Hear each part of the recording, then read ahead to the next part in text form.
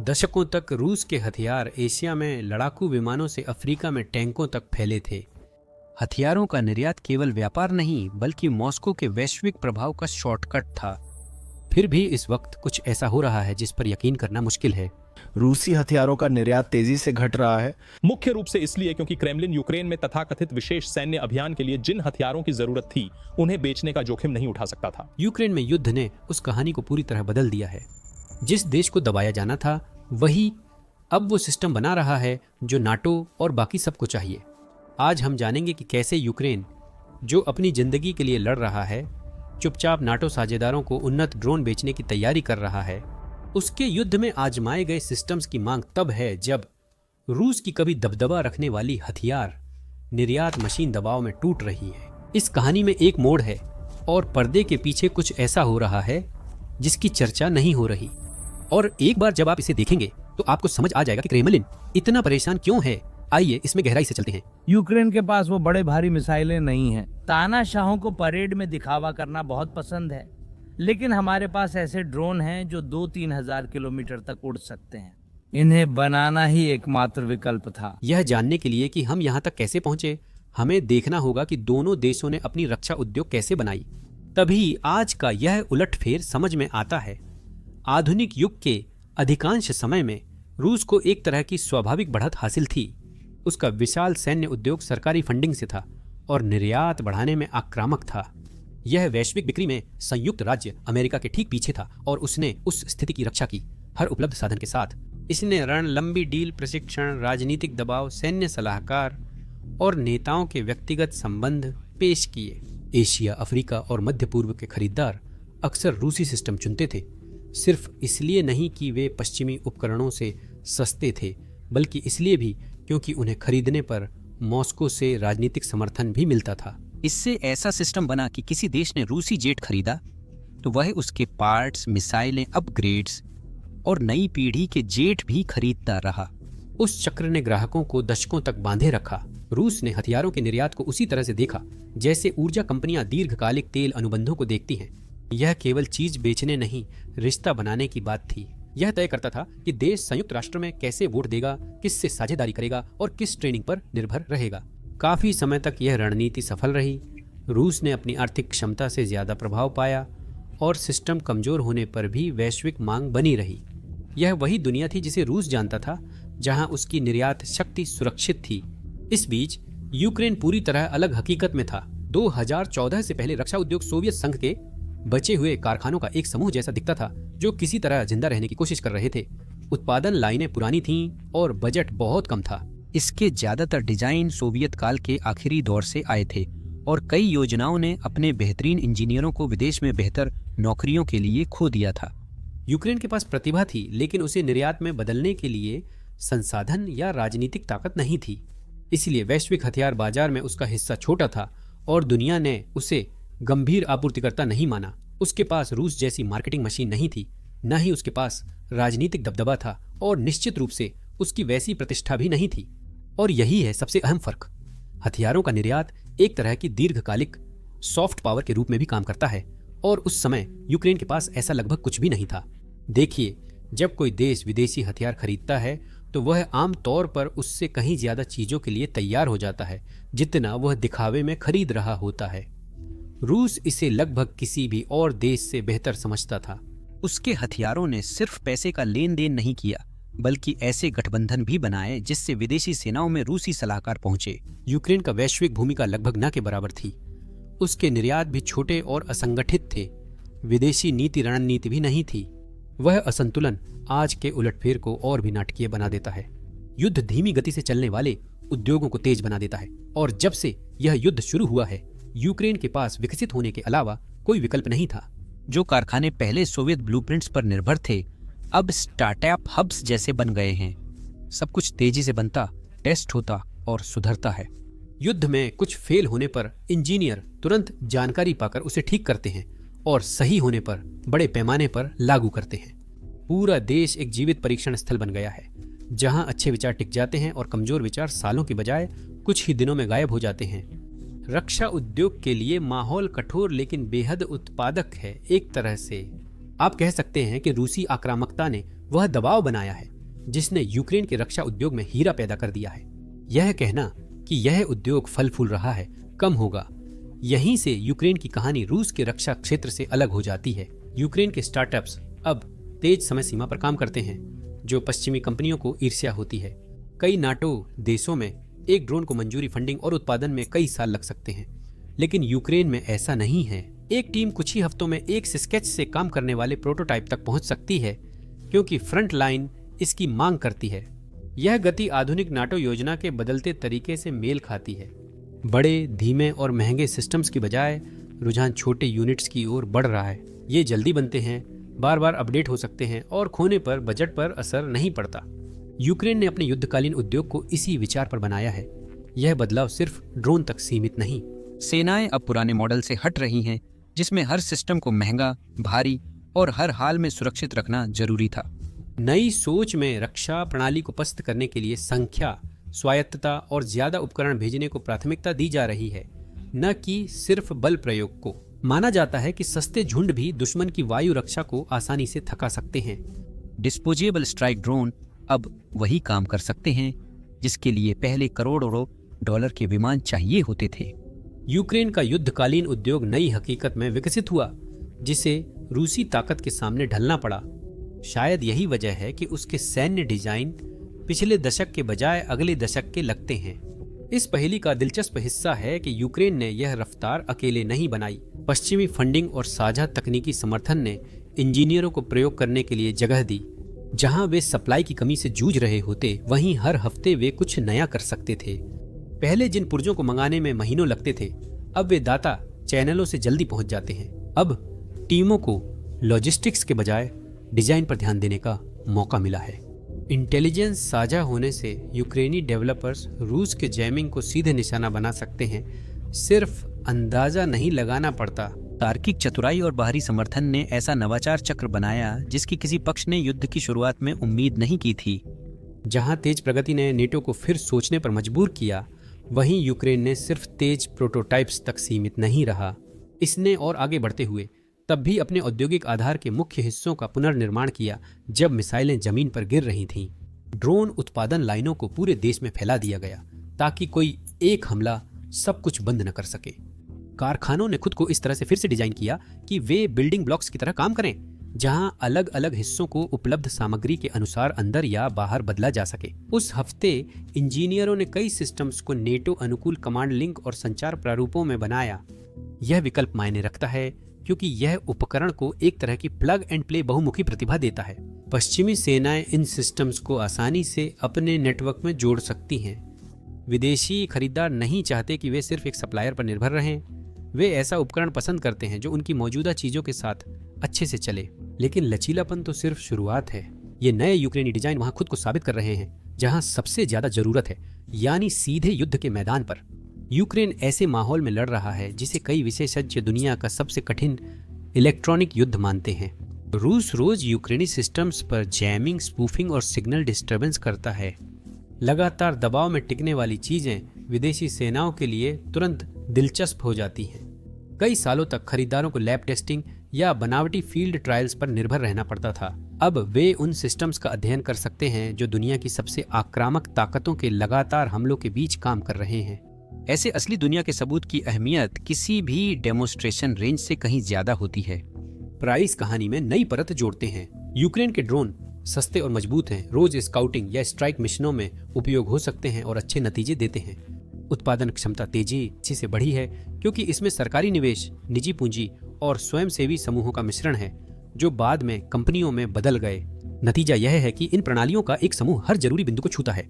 ये छोटे बजट में फिट बैठती हैं, असली लड़ाई में प्रभावी हैं और जैसे जैसे मिशन बदलते हैं इन्हें अपग्रेड भी किया जा सकता है। आप इसे उदाहरणों से स्पष्ट देख सकते हैं, जैसे शार्क ड्रोन या मगुरा बिना चालक नौसैनिक वाहन।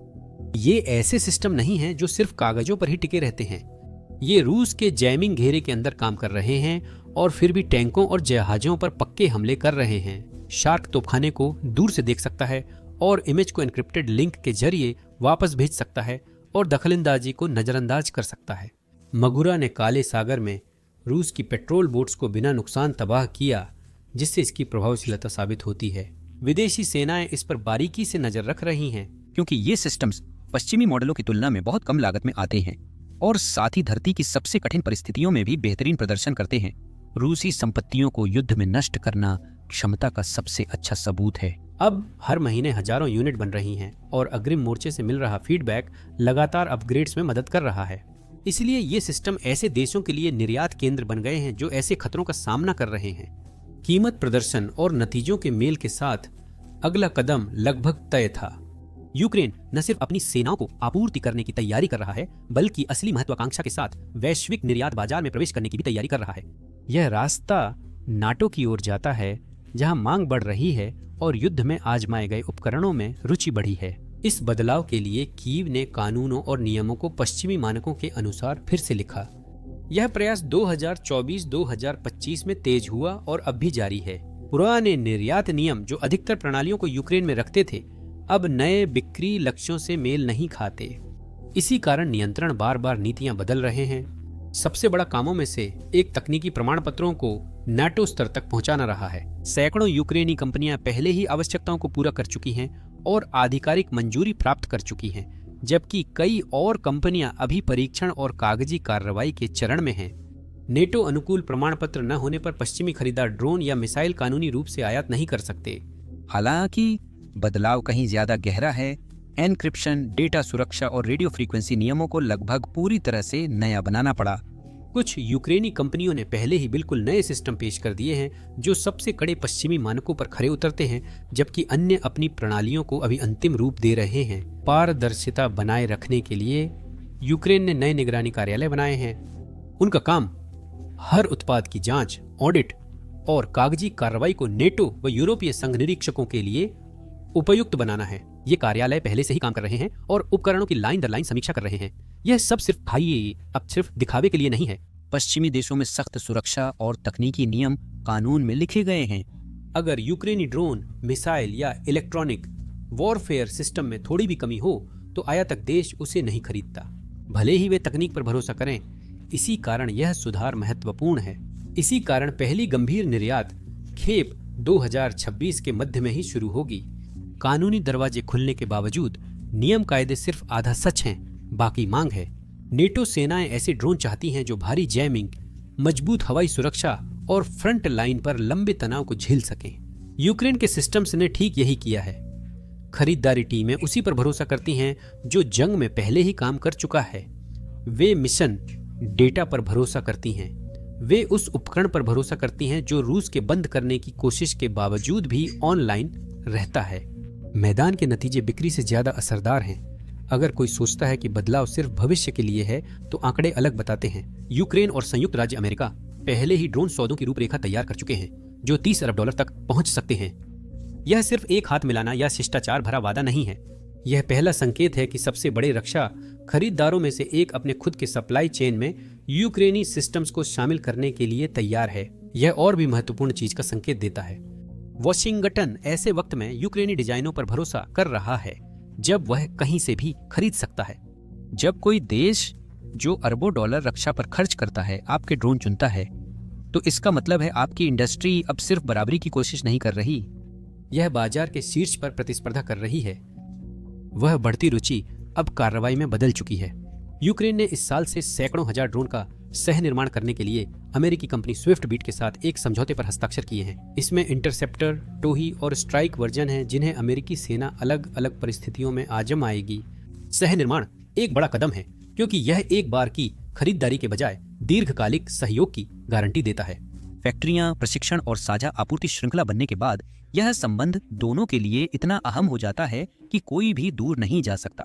यह यूक्रेनी इंजीनियरों को सिस्टम के भीतर परीक्षण रेंज, फीडबैक टीमों और संयुक्त विकास चक्रों तक पहुंच देता है, जिससे नवाचार तेज होता है। इन समझौतों का समय भी मायने रखता है। यूक्रेन छोटे खरीदारों से नहीं बल्कि नाटो की सबसे बड़ी सैन्य शक्ति से शुरुआती निर्यात समझौते कर रहा है। इससे पता चलता है कि यूक्रेन को अब सिर्फ जरूरतमंद साझेदार नहीं बल्कि भविष्य के आपूर्तिकर्ता के रूप में भी देखा जा रहा है जो पश्चिम की कमियों को पूरा कर सकता है। अमेरिका के बड़े अनुबंध अन्य नाटो देशों को भी एक संकेत भेजते हैं। अगर वॉशिंगटन यूक्रेनी ड्रोन उत्पादन में अरबों निवेश कर सकता है, तो छोटे देश भी बिना बड़े जोखिम के ऐसा कर सकते हैं। यह डोमिनो प्रभाव है, जहां एक सौदा कई अन्य सौदों के रास्ते खोलता है। ऐसी ही गति के जरिए नई रक्षा उद्योग वैश्विक बाजार में प्रवेश करते हैं। यह बढ़ता हुआ विश्वास अब उस चीज में बदल रहा है जिसकी यूक्रेन को उतनी ही सख्त जरूरत है, यानी निर्यात से होने वाली आय। हर एक अनुबंध नई रिसर्च को फंड करने में मदद करता है, जो तकनीक को और आगे बढ़ाता है। फर्मवेयर अपडेट्स, मजबूत एंटी जैमिंग, बेहतर पेलोड्स और कम्युनिकेशन लिंक तभी संभव हैं जब पैसे लगातार आते रहें। ये सुधार यूक्रेन की इंडस्ट्री को मजबूत बनाते हैं और उसकी सेना को ज्यादा सुरक्षित बनाते हैं। ये आम नागरिक क्षेत्रों तक भी पहुंच जाते हैं। ड्रोन के नेविगेशन टूल्स किसान, सेंसर सीमा सुरक्षा और हल्के मटेरियल्स मैन्युफैक्चरिंग व लॉजिस्टिक्स में मदद कर सकते हैं। यूक्रेन की तरक्की रूस के पतन की तुलना में और खास हो जाती है। जहां कीव तरक्की कर रहा है, वहीं मॉस्को की एक्सपोर्ट मशीन टुकड़ों में बिखरती जा रही है। रूस की एक्सपोर्ट मशीन, जो कभी जोरदार और आत्मविश्वासी थी, अब एक के बाद एक मुश्किलों में उलझती जा रही है। सिर्फ आंकड़े ही पूरी तस्वीर दिखा देते हैं। उसके हथियार निर्यात कई क्षेत्रों में तेजी से घटे हैं, कई जगह आधे या उससे कम रह गए हैं। वे देश जो पहले मॉस्को के साथ लंबे कॉन्ट्रैक्ट्स में बंध जाते थे, अब भुगतान टाल रहे हैं, शर्तें फिर से तय कर रहे हैं या चुपचाप पीछे हट रहे हैं। आसान फाइनेंसिंग बंद होने से रूस अब दोस्ताना क्रेडिट डील नहीं दे सकता। इन्हीं सौदों ने उसके उपकरण निम्न व मध्यम आय वाले खरीदारों को बेचने में मदद की थी। साथ ही रूबल की अस्थिरता हर नया अनुबंध जुए जैसा बना देती है। कोई खरीदार ऐसी मुद्रा में कीमत तय नहीं करना चाहता जो माल पहुंचने से पहले ही गिर जाए। उत्पादन के आंकड़े बताते हैं कि यूक्रेन हर साल 40 लाख ड्रोन बना रहा है, जो ज्यादातर व्यक्तिगत नाटो सदस्यों से अधिक है। रूस संघर्ष कर रहा है। उसके हथियार निर्यात में इतनी बड़ी गिरावट आई है जैसी शायद किसी ने सोची नहीं थी। युद्ध से पहले के शिखर से यह 91% गिर गए हैं। यह 125 अरब डॉलर सालाना से घटकर अब सिर्फ 1 अरब डॉलर रह गया है। जब आपके टैंक यूट्यूब पर फटते रहते हैं और आपके पुराने ग्राहकों को स्पेयर पार्ट्स नहीं मिलते, तो बिक्री के आंकड़ों के साथ यही होता है। मॉस्को गिरावट रोकने की कोशिश कर रहा है, लेकिन ये असली समाधान की बजाय अस्थायी मरम्मत लगती है। रक्षा क्षेत्र में आयात प्रतिस्थापन कार्यक्रम शुरू हुए हैं, जिससे फैक्ट्रियों पर विदेशी पुर्जों की जगह स्थानीय उत्पादों के इस्तेमाल का दबाव है। स्पॉइलर अलर्ट, यह अक्सर काम नहीं करता। इस दौरान प्रतिबंधों से बचने वाले नेटवर्क कॉकस और मध्य एशिया में बिचौलियों के जरिए इलेक्ट्रॉनिक्स लाने की कोशिश करते रहते हैं। ये कदम कुछ उत्पादन लाइनों को बचाते हैं, पर व्यापक निर्यात प्रणाली को फिर से बनाने के लिए काफी नहीं है। बदलाव में इस्तेमाल पुर्जे जल्दी घिसते हैं। विदेशी ग्राहक गुणवत्ता में कमी तुरंत समझ लेते हैं। कोई खरीदार उस सिस्टम की पूरी कीमत नहीं देना चाहता जो रूस ने तस्करी किए चिप्स से बनाया हो। यह मॉस्को के बाजार को कमजोर कर रहा है और वित्तीय दबाव तो समस्या का सिर्फ एक हिस्सा है। रूस की असफलताएं युद्ध में सबके सामने स्पष्ट हो गई हैं। खोजने पर दिखता है कि टैंक फट रहे हैं, ड्रोन गिर रहे हैं और वायु रक्षा प्रणाली लक्ष्य चूक रही है। उन्हें उन नष्ट वाहनों के वीडियो ऑनलाइन फैलने से पहले पकड़ने थे, ताकि रूसी अधिकारी कहानी न बना सकें। खरीदार क्लिप्स ध्यान से देखते हैं। जब हथियार बार बार हारते हैं, तो सरकार के लिए उसी मॉडल पर करोड़ों खर्च करना मुश्किल हो जाता है। आखिरकार ये हथियार अपने ही देशों की रक्षा के लिए बनाए गए हैं। अगर इन्हें पहले ही कमजोर और अप्रभावी मान लिया गया है, तो इसका कोई मतलब नहीं रह जाता। प्रतिष्ठा कभी रूस की सबसे बड़ी ताकतों में से एक थी, और अब वही प्रतिष्ठा सबके सामने छीन ली जा रही है। एक शर्मनाक क्लिप। जब किसी सप्लायर की प्रतिष्ठा गिरती है, तो कुछ और होता है, एक नई जगह बन जाती है। वे बाजार जो कभी रूस के कब्जे में थे, अचानक उपलब्ध हो जाते हैं। रूसी स्पेयर पार्ट पर निर्भर देश अब समय पर सामान पहुंचने पर भरोसा नहीं करते। दूसरे लोग देखते हैं कि रूस की फैक्ट्रियां कितनी व्यस्त हैं और चिंता करते हैं कि भले ही कोई समझौता हो भी जाए, तो भी उपकरण देर से आएगा या और भी बुरा, अधूरा और विज्ञापन के अनुसार नहीं होगा। खरीदार अब ऐसे सस्ते और जल्दी बनने वाले सिस्टम चुन रहे हैं जिन्होंने युद्ध में अपनी क्षमता साबित की हो, न कि सिर्फ प्रदर्शन में। और आप कभी नहीं जान सकते कि यह विवरण किस पर पूरी तरह फिट बैठता है। यूक्रेन उस खाली जगह में तेजी और विश्वसनीयता के साथ कदम रख रहा है जो मॉस्को ने छोड़ी है। वे देश जो कभी साधारण टोही के लिए रूसी ड्रोन खरीदते थे, अब उनकी तुलना यूक्रेनी संस्करणों से कर रहे हैं। वे युद्ध में परखे गए हैं और उनकी कीमत भी वाजिब है। जो देश पहले रूसी वायु रक्षा लेते थे, अब यूक्रेनी काउंटर ड्रोन उपकरणों की ओर बढ़ रहे हैं। आखिरकार उन्होंने पहले ही रूसी रणनीतियों का सामना किया है और उसे झेलकर जिंदा बचे हैं। यहाँ तक कि छोटे देश भी जो कभी रूसी जेट या भारी बख्तरबंद वाहन खरीदने का खर्च नहीं उठा सकते थे, अब सीमा गश्त, तटीय सुरक्षा और आंतरिक सुरक्षा मिशनों के लिए यूक्रेनी ड्रोन पर विचार करें। यह बदलाव सिर्फ व्यापार चार्ट नहीं बल्कि भू राजनीति को भी नया आकार देता है। एक बार जब यूक्रेन एक वास्तविक आपूर्तिकर्ता बन जाता है तो उसे उन रणनीतिक चर्चाओं तक पहुंच मिल जाती है जिनका वह पहले कभी हिस्सा नहीं था। नेटो को भी इससे फायदा होता है। गठबंधन को ऐसा साझेदार मिलता है जो सिर्फ समर्थन नहीं ले रहा बल्कि ऐसा उपकरण भी बना रहा है जिसे दूसरे भी चाहेंगे। यह एकल आपूर्तिकर्ता पर निर्भरता घटाता और नेटो की विविधता बढ़ाता है। यूक्रेनी डिजाइन मॉड्यूलर सिस्टम पर आधारित है जिससे खरीदार एक निर्माता पर निर्भर नहीं रहते। वे अपने बजट और खतरों के अनुसार पेलोड, संचार उपकरण या लॉन्च प्लेटफॉर्म को समायोजित कर सकते हैं। यूक्रेन यह दे सकता है जिससे यूरोप को भी लाभ होगा। कई यूरोपीय सरकारों ने यूक्रेनी कंपनियों के साथ संयुक्त उत्पादन समझौते शुरू कर दिए हैं। ये साझेदारियां निर्माण को पास लाती हैं, स्थानीय नौकरियां बनाती हैं और आपूर्ति श्रृंखला पर निर्भरता घटाती हैं। दो देशों के बीच फैक्ट्रियां और आपूर्ति श्रृंखला साझा करने से राजनीतिक संबंध भी मजबूत होते हैं। सहयोग सिर्फ भाषणों तक सीमित नहीं, ये रोजमर्रा के काम का हिस्सा है। यूक्रेन औपचारिक निमंत्रण की प्रतीक्षा नहीं कर रहा। यह नाटो सदस्य देशों के साथ सुरक्षित स्थानों पर उत्पादन शुरू करने की साझेदारी कर रहा है। डेनमार्क ने यूक्रेनी कंपनियों को अपनी सीमा में ड्रोन और मिसाइल निर्माण के लिए वित्तीय सहायता दी।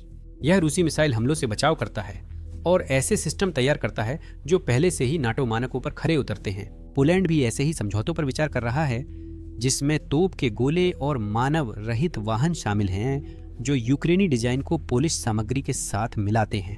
ये परियोजनाएं केवल उत्पादन बढ़ाने का काम नहीं करती बल्कि ये तकनीकी आदान प्रदान को भी सुनिश्चित करती हैं और सीमाओं के पार नौकरियां पैदा करती हैं। इससे यूक्रेन तेज और बड़े पैमाने पर उत्पादन का भरोसेमंद साझेदार बनता है। खरीदारों को बिना शिपिंग देरी की चिंता के आजमाए सिस्टम मिलते हैं और यूक्रेन को अनुसंधान व विकास के लिए स्थिर आय मिलती है। विडंबना है कि यूरोप नए संबंध बना रहा है जबकि रूस अपने पुराने संबंध खो रहा है। प्रतिबंधों ने रूस की विदेशों में बेचे उपकरणों की डिलीवरी और रखरखाव की क्षमता प्रभावित की है। अफ्रीका और एशिया के खरीदारों को स्पेयर पार्ट्स के लिए लंबा इंतजार करना पड़ता है। यही खराब वारंटी योजना है। पहले रूस से जेट खरीदो, दोस्ती भी मिलती थी। अब जेट खरीदो, पार्ट्स ढूंढने के लिए शुभकामनाएं। इसी कारण कुछ देश चुपचाप सप्लायर बदल रहे हैं ताकि अनिश्चितता से बच सकें। नतीजतन तुर्की को अधिक व्यापार और दक्षिण कोरिया को ज्यादा पूछताछ मिल रही है। चीन उन ग्राहकों को पकड़ रहा है जो तेज और सस्ती डिलीवरी चाहते हैं और इजराइल में काउंटर ड्रोन उपकरणों में बढ़ती दिलचस्पी देखी जा रही है। यूक्रेन सबसे अलग है क्योंकि वह कुछ ऐसा देता है जो बाकी आपूर्तिकर्ता नहीं दे सकते। उनकी प्रणालियां सीधे रूसी सेना के खिलाफ परीक्षण होती हैं जो उन्हें ऐसा अनूठा विक्रय बिंदु देती हैं जिसे कोई मार्केटिंग नहीं दोहरा सकती। वैश्विक बाजार भरा है और प्रतिस्पर्धा कड़ी है। तुर्की मजबूत कीमतों और अधिक उपलब्धता के साथ मिड रेंज ड्रोन सेक्टर में आगे है। चीन सस्ते टोही ड्रोन से बाजार भर देता है। दक्षिण कोरिया उन्नत तोपखाना, सटीक हथियार और सेंसर तकनीक को आगे बढ़ा रहा है। तीनों सुरक्षित स्थिर विनिर्माण आधारों से जुड़े हैं। युद्ध से दूर वे रोजाना इलेक्ट्रॉनिक युद्ध में लड़ने का अनुभव नहीं दे सकते। क्या यूक्रेन कर सकता है? यह उसे एक ऐसी कहानी देता है जो दूसरे नहीं बता सकते और खरीदार तब ध्यान देते हैं जब कोई नया आपूर्तिकर्ता कुछ अलग लेकर आता है। यह परिदृश्य आगे के लिए दिलचस्प रास्ता बनाता है। फिलहाल यह बदलाव रक्षा अनुबंधों पर नजर रखने वाले विश्लेषकों को ही दिखता है। यूक्रेनी निर्यात बढ़ने से इसका प्रभाव राजनीतिक और सैन्य क्षेत्रों तक फैलेगा। रक्षा सहयोग अक्सर खुफिया जानकारी साझा करने की ओर ले जाता है। खुफिया जानकारी साझा करना अक्सर संयुक्त अभ्यासों की ओर ले जाता है। संयुक्त अभ्यास अक्सर नई रणनीतियों की ओर ले जाते हैं जो कि क्षेत्रों को आकार देती हैं। यह श्रृंखला प्रतिक्रिया गठबंधनों को फिर से आकार दे सकती है, खासकर पूर्वी यूरोप में जहां देश ऐसे उपकरण चाहते हैं जो किफायती हों, आधुनिक हों और उन खतरों के लिए बने हों जिनका वे हर दिन सामना करते हैं। निकट भविष्य में ही कुछ संकेत मिल रहे हैं। अगले 1 से 3 वर्षों में नाटो देश छोटे पायलट कार्यक्रम शुरू कर सकते हैं। बाल्टिक देश संभावित उम्मीदवार हैं क्योंकि वे भारी रूसी इलेक्ट्रॉनिक दबाव में काम करते हैं और ऐसे सिस्टम चाहते हैं जो इसका सामना कर सकें। नेटो परीक्षण स्थल पर यूक्रेनी और पश्चिमी ड्रोन की संयुक्त उड़ान और नकली जैमिंग का प्रदर्शन हो सकता है। कुछ सेनाएं यूक्रेनी इंजीनियरों को बुलाकर उनकी रक्षा प्रणालियों की कमजोरियां उजागर कराने के लिए स्ट्रेस टेस्ट करवा सकती हैं। अगर वे शुरुआती प्रयोग अच्छे से काम करते हैं तो चीजें अगले स्तर पर चली जाती हैं। मध्यम अवधि में 3 से 7 साल में फोकस यूक्रेनी प्रणालियों के आयात से हटकर उन्हें लाइसेंस पर स्थानीय निर्माण पर होगा। पोलैंड ने पहले ही कई रक्षा क्षेत्रों में सह उत्पादन में रुचि दिखा दी है। रोमानिया भी उम्मीदवार है क्योंकि वह सेना तेजी से उन्नत कर रहा है। संयुक्त प्रशिक्षण केंद्र बन सकते हैं जहां यूक्रेनी और नाटो बल एक साथ प्रशिक्षण लें। वे ड्रोन युद्ध, ड्रोन रोधी रक्षा और इलेक्ट्रॉनिक मजबूती के लिए साझा रणनीतियां विकसित कर सकते हैं। खरीदारी के रास्तों में कुछ मिशनों के लिए यूक्रेनी मॉडलों को भी अनुशंसित विकल्पों के रूप में जोड़ा जा सकता है। अगर यूक्रेन इसी गति से सुधरता रहा तो भविष्य और भी प्रभावशाली होगा। 7-10 साल में यूक्रेनी कंपनियां किफायती, एक बार इस्तेमाल होने वाले ड्रोन के नाटो मानक तय करने में मदद कर सकती हैं। निर्यात से कमाई, देश के पुनर्निर्माण और प्रमुख शहरों में तकनीकी गलियारों के निर्माण में अहम हो सकती है। यूक्रेन छोटे और मध्यम दूरी के मानव रहित प्रणालियों के लिए यूरोप का मुख्य उत्पादन केंद्र बन सकता है। यह सैन्य, कृषि और सीमा सुरक्षा सहित नागरिक क्षेत्रों के लिए भी उपयोगी होगा। उस स्तर पर यूक्रेन सिर्फ पश्चिमी समर्थित देश नहीं दिखेगा। यह यूरोप के रक्षा भविष्य को आकार देने वालों में है और सब कुछ अंतिम बिंदु की ओर जाता है। यूक्रेन का उत्थान किस्मत से नहीं है। यह दबाव, आवश्यकता और दृढ़ता ऐसे स्तर पर है जो कुछ ही उद्योगों को झेलना पड़ता है। रूस के निर्यात बाजार में गिरावट दिखाती है कि बिना प्रदर्शन के प्रतिष्ठा बेकार है। खरीदार मास्को से यह कहानियां नहीं सुनना चाहते कि सिस्टम 10 साल पहले कितना मजबूत था। वे सबूत चाहते हैं। यूक्रेन के पास वह सबूत है। एक वैश्विक बाजार में जहां असली प्रदर्शन ही असली ताकत को दर्शाता है, यूक्रेन वह भूमिका निभा रहा है जिसकी उम्मीद बहुत कम लोगों ने की थी। अब वह छात्र नहीं रहा, अब वह आपूर्तिकर्ता बनता जा रहा है जिससे दूसरे लोग सीखते हैं, अनुसरण करते हैं और अध्ययन करते हैं। पिछले महीनों में रूसी प्रचार मशीन हमें ऑनलाइन परेशान कर रही है। वे हमें YouTube पर बैन कराने की कोशिश कर रहे हैं, उनके रूसी बॉट्स ट्विटर पर अटैक कर रहे हैं और हम मुश्किल से हर जगह उनसे लड़ पा रहे हैं। हम हार नहीं मानेंगे क्योंकि हम स्वतंत्र पत्रकारिता की ताकत में विश्वास करते हैं। हम जानते हैं कि वे हमें क्यों रोकना चाहते हैं। वे डर गए हैं क्योंकि हम आप लोगों तक यूक्रेन में असल में क्या हो रहा है उसकी सच्चाई ला रहे हैं। वे डरे हैं क्योंकि हम उनकी झूठ को समझ रहे हैं। आज हम उन्हें और डराना चाहते हैं। हाल ही में हमने अपना नया प्लेटफॉर्म बिजनेस बेसिक्स लॉन्च किया है। इस प्लेटफॉर्म पर हम US generals, navy seals, best selling लेखकों और अन्य इंडस्ट्री एक्सपर्ट्स के साथ एक्सक्लूसिव वीडियो और बातचीत साझा करते हैं। हम हर हफ्ते रूस यूक्रेन फ्रंटलाइन से आ रही ताज़ा खबरों का भी विश्लेषण करते हैं। आप इन्हें आज ही देख सकते हैं डिस्क्रिप्शन में दिए गए पहले लिंक पर जाकर या अपनी स्क्रीन पर दिख रहे QR कोड को स्कैन करके। अभी आप basicsinsider.com पर भी जा सकते हैं। आपका समर्थन हम सभी के लिए बिजनेस बेसिक्स में बहुत मायने रखेगा।